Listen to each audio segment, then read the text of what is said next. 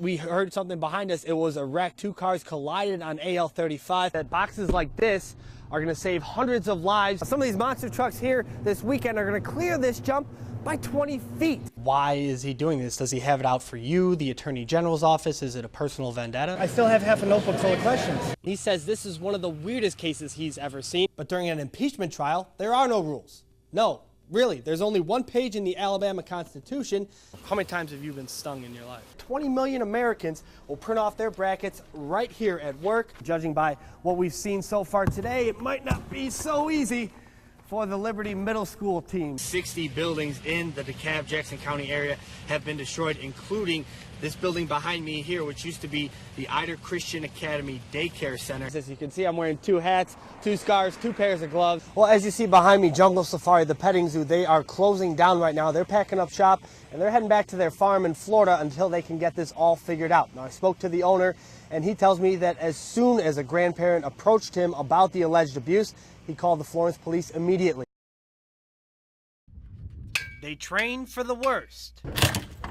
We always train like our life depends on it. Because they have no other choice. Never know when someone might go down or something.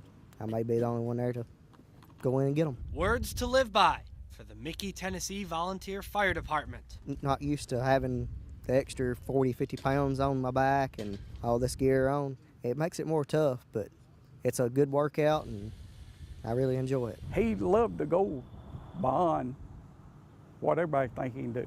I'm Jay Poindexter. I'm from Mickey Fire Department, and I'm the communications officer. I was born with spina bifida. Jay have never been one that would slow down. There's a lot that I can do.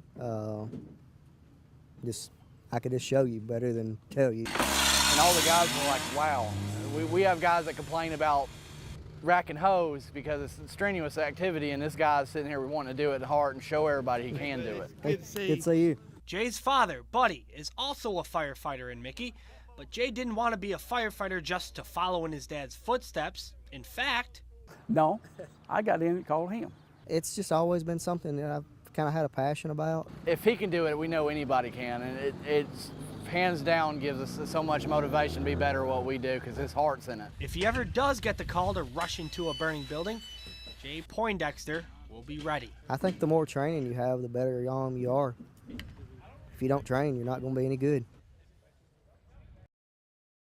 You can't have a heart and do something like that. Ain't no way.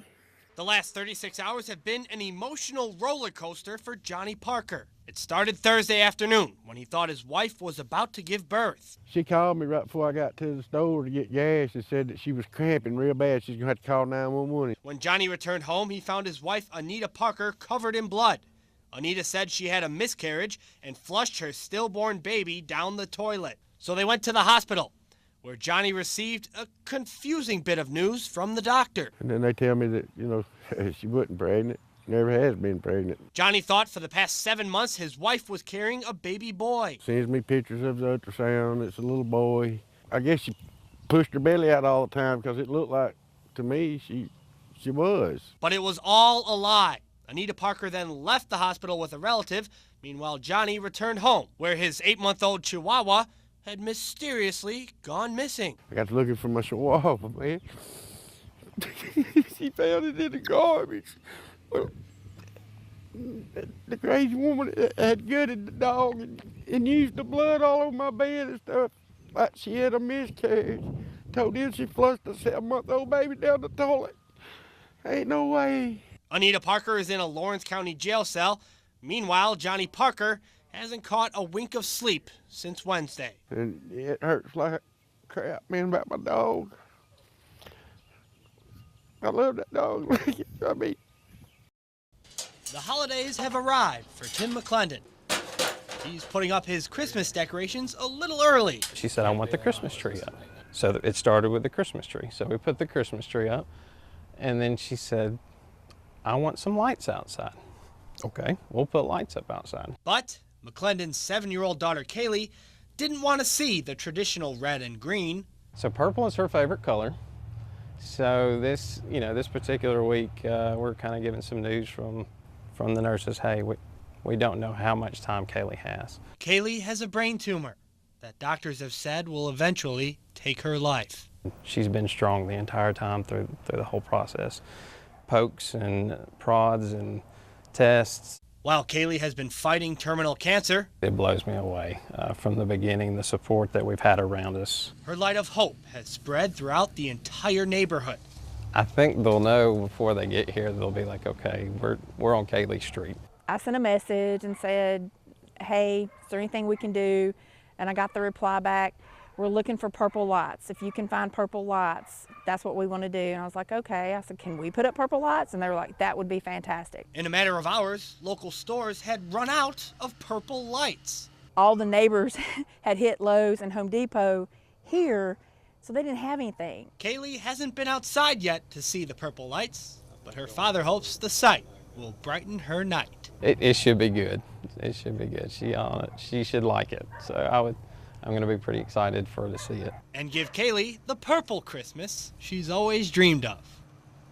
I just talked to Kaylee's dad a minute ago. She said she wasn't able to go outside, but she could see out her front window all the purple lights, and her face just lit up. I'm sure she did. She was only expecting to see her house, and then you see a whole neighborhood that's come together to give her the perfect purple so Christmas. Heartwarming, yeah. It really And tomorrow is. they're actually having a fundraiser at the stadium in Hartselle, and all the proceeds are going to go to help Kaylee. God bless you, Kaylee. Thank you. Thank you, Jay. That's right, Kim. I did a little experiment tonight. I took 2 rides, one in a taxi, one in an Uber. I started at Alabama A&M University and rode to Humphrey's Bar and Grill in downtown Huntsville. Now, the cost and how much time they took might surprise you. We drove to Alabama A&M's campus and requested an Uber. Requesting Uber, starting the stopwatch now. It took the driver, Charles, only 5 minutes to get to our location. All right, are you Charles? Yes. Yep, all right, that's my Uber. It's a 4-mile ride from Alabama A&M to Humphrey's Bar and Grill in downtown Huntsville. Google Maps estimates the trip to take about 10 minutes. Stop. Just under 15 minutes. The cost for the trip was $5.75, which is also the minimum fare for an Uber ride in Huntsville. Once I got back to Alabama A&M, I called a taxi. 20 minutes? Okay, bye. But the taxi took a little longer than 20 minutes. I'm headed to Humphreys downtown. I hadn't even begun my ride yet, and Uber was already faster, and not even halfway to my destination when my fare exceeded $5.75. Full time, 35 minutes. A recap: from request to destination, an Uber took 15 minutes and cost $5.75, whereas a taxi took 35 minutes and cost $10.30 plus tip. Now, different times of day, different days of the week could affect availability, rates, and time of travel, but those numbers certainly speak for themselves.